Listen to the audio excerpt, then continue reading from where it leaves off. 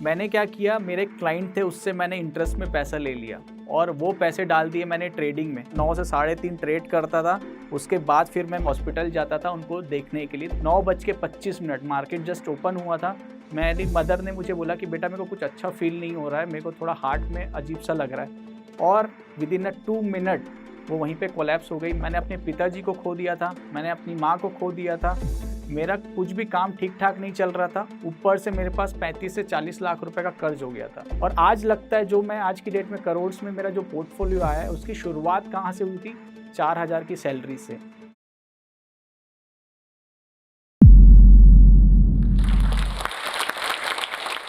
IIM से pass out होना, एक फादर का बहुत बड़ा बिजनेस कनेक्शन होना, बहुत बड़ी फैमिली में पैदा होना, ऐसा कुछ भी मेरी स्टोरी में नहीं था।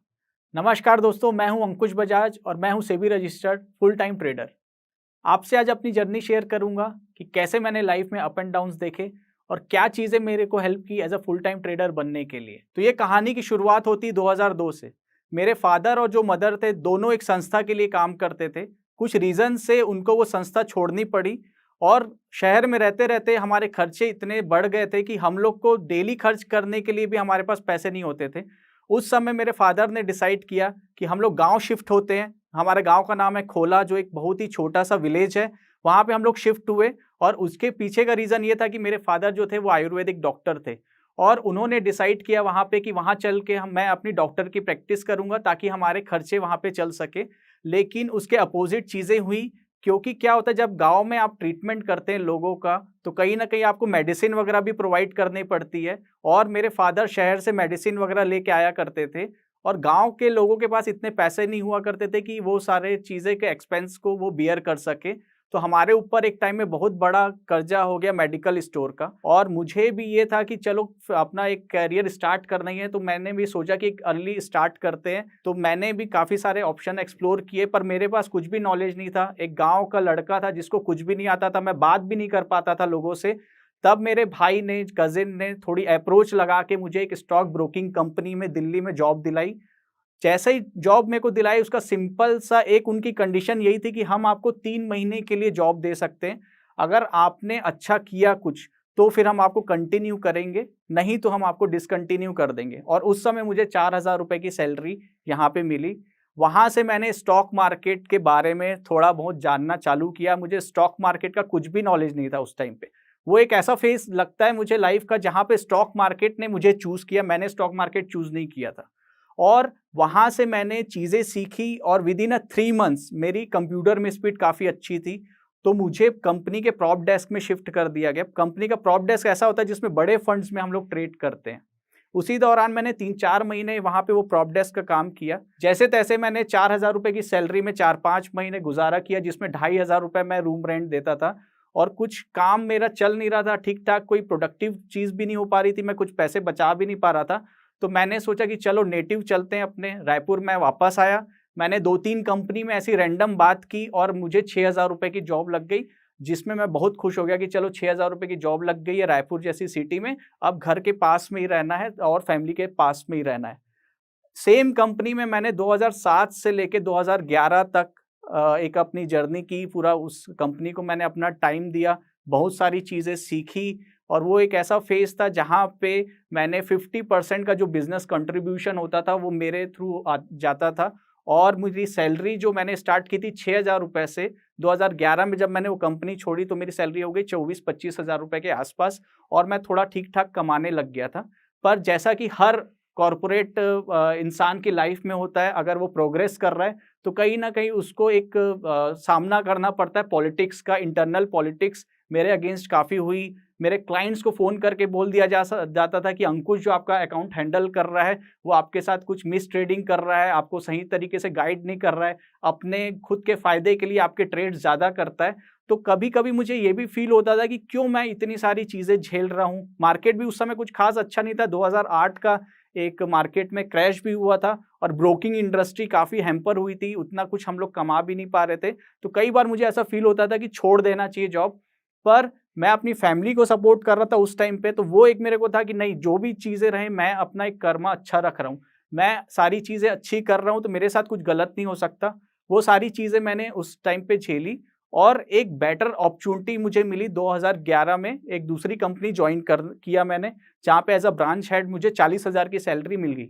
जैसे ही मैंने वो कंपनी ज्वाइन की तो मुझे ऐसा लगा कि अब लाइफ सेट है, 40,000 से 1 लाख रुपए तक तो मैं यहाँ पे ही कमा सकता हूँ और साथ में फैमिली को भी मैं एक के पास ही रहूँगा। तो मुझे एक ऐसा फील आया कि चलो ठीक है, लाइफ में अब कुछ चीज़ें बेटर हो रही है 4-5 साल के स्ट्रगल के बाद, बट वैसा कुछ भी नहीं हुआ। एक्चुअल में क्या हुआ, वो जो कंपनी मैंने ज्वाइन की थी उनका जो प्राइमरी फोकस था वो स्टॉक मार्केट नहीं था। और मैं जो इंसान था, मेरे को स्टॉक मार्केट के बारे के अलावा कुछ आता भी नहीं था। कंपनी मुझे बोलती थी कि आपको क्रॉस सेल करना है, आपको इंश्योरेंस सेल करना है, ये सारी चीज़ें सेल करना है। तो वो कंपनी में फाइनली मैं 1 साल से ज़्यादा टिक नहीं पाया और कंपनी ने बोल दिया कि आप फाइनली आप परफॉर्मेंस नहीं दे पा रहे हैं और आप अपना पेपर डाल दीजिए। तो वो एक ऐसा फेज़ था मेरी लाइफ का जहाँ पे मैं अगेन बैक टू ज़ीरो आ गया। 2013 से 2016 का एक मेरी लाइफ में ऐसा फेज़ था जहाँ पे कुछ भी अच्छा नहीं हो रहा था। मैंने अपनी लाइफ के बहुत बड़े मिस्टेक्स किए। मैंने क्या किया, मेरे क्लाइंट थे उससे मैंने इंटरेस्ट में पैसा ले लिया और वो पैसे डाल दिए मैंने ट्रेडिंग में। मुझे ऐसा लगा कि भाई चलो खुद की ट्रेडिंग करते हैं और कुछ अच्छे पैसे बनाएँगे। वो ऐसा फेज़ था जहाँ पे मैंने एक दिन एक्सपायरी में 1-1 लाख रुपए का लॉस किया। वो मेरे लिए बहुत बड़ा एक ब्लंडर था। मैं ऑप्शन सेलिंग करता था उस समय, नेकेड ऑप्शन सेल करता था मैं वहाँ पे। तो मैं कहीं न कहीं रिस्क मैनेज नहीं कर रहा था। उसी बीच में क्या हुआ, मेरे फ़ादर की तबीयत जो है वो ग्रेजुअली गिरती गई और 2013 में मैंने, उनको याद है, जनवरी से लेके अक्टूबर तक 50 बार एडमिट किया। कई बार ऐसा होता था, मैं रायपुर में रहता था, मेरे फ़ादर और मदर नेटिव प्लेस में रहते थे अभनपुर में। कई बार सुबह मुझे फ़ोन आता था कि फ़ादर की तबीयत बहुत ज़्यादा ख़राब है। मैं कार लेके जाता था अभनपुर और वहाँ से उनको लेके एडमिट करता था। 9 बजे मैं ट्रेडिंग डेस्क में बैठता था, 9 से साढ़े 3 ट्रेड करता था। उसके बाद फिर मैं मेडिकल उनका हॉस्पिटल जाता था उनको देखने के लिए। तो ये जो फ़ेज़ है वो कंटिन्यू मेरी लाइफ़ में चलता गया और वो एक ऐसा फ़ेज़ था जहाँ पे मैंने ट्रेडिंग में लॉस किया ही, साथ में मेरे जो फ़ादर के जो एक्सपेंसेस थे, मेडिकल के एक्सपेंसेस थे और ये सारी जो चीज़ें थी, जो मैंने लोन में पैसे लिए थे, उसी से ही मेरी चीज़ें होती गई और कहीं न कहीं मैं डेट में आता गया, उधार मेरे ऊपर बहुत बढ़ता गया। 2016 का एक ऐसा फ़ेज़ था जो मेरी लाइफ़ के लिए बहुत टफ़ेस्ट फ़ेज़ था। 26 जनवरी को मैंने अपने फ़ादर को एडमिट किया और वो आईसीयू में फ़ाइट करे उन्होंने 11 फरवरी तक, 15 दिन वो आईसीयू में फ़ाइट किए।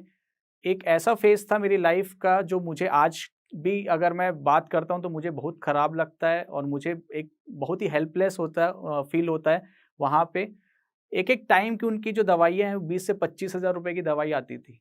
मैंने 8 से 10 लाख रुपए खर्च कर दिए अपने फ़ादर के ट्रीटमेंट में, बट आखिरी में मैं उनको बचा नहीं सका। फ़ादर के जाने के बाद मदर ने बोला, बेटा आपको अपनी लाइफ़ आगे बढ़ानी चाहिए और आपको कहीं न कहीं अपनी लाइफ़ में भी सेट होना है, क्योंकि मैं उस समय 30 साल का हो चुका था। मम्मी ने बोला कि जिस लड़की को फ़ादर ने पसंद किया था उनका मन था वहाँ पे। तो मैंने बोला ठीक है मम्मी, बात करिए आप, और वहाँ पे हम लोगों ने हाँ बोला। जैसे ही हमने हाँ बोला, एक छोटी-सी रस्म हुई हमारी और मेरी बात फाइनल हुई वहाँ पे। उसके 20 दिन बाद 25 तारीख को मैंने अपनी मदर को खो दिया।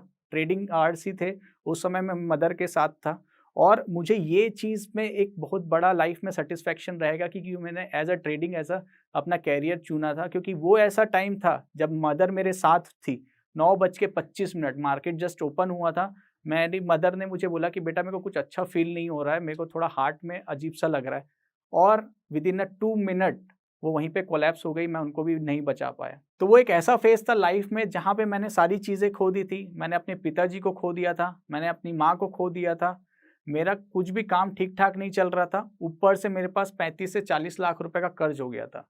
वहाँ से मुझे लगता था कि लाइफ़ में इससे ज़्यादा ख़राब और किसी के साथ क्या हो सकता है। कई बार मुझे लगता था कि नहीं, अब चीज़ें ठीक हो रही है, बेटर हो रही है, पर वहीं लाइफ मेरे साथ कुछ ऐसा गेम प्ले करती थी जहाँ पे फिर मैं अगेन, मुझे एक तरीके से आगे कुछ भी चीज़ें क्लियर नहीं हो पाती थी। मुझे लगता था कि अगेन मैं ज़ीरो पे आ गया हूँ, फिर पता नहीं क्या शुरुआत करनी पड़ेगी, और ज़ीरो तो ठीक है, कई बार मुझे ऐसा लगता था कि मैं माइनस में हूँ लाइफ में। फिर वो एक ऐसा फेज़ था जहाँ पे मेरी जो फादर एंड मदर ने जिस लड़की को मेरे लिए चूज़ किया था, मैंने उससे शादी की 9 दिसंबर 2016 में, और हम दोनों ने मिल के काफ़ी सारी चीज़ें, उसने भी मुझे काफ़ी सपोर्ट किया लाइफ में। फिर धीरे-धीरे मैंने जितने भी लोन्स थे, उसको धीरे-धीरे, एक कलेक्टिव लोन लिया मैंने, एक बड़ा लोन लिया और धीरे-धीरे उसके ईएमआईज़ पटाए।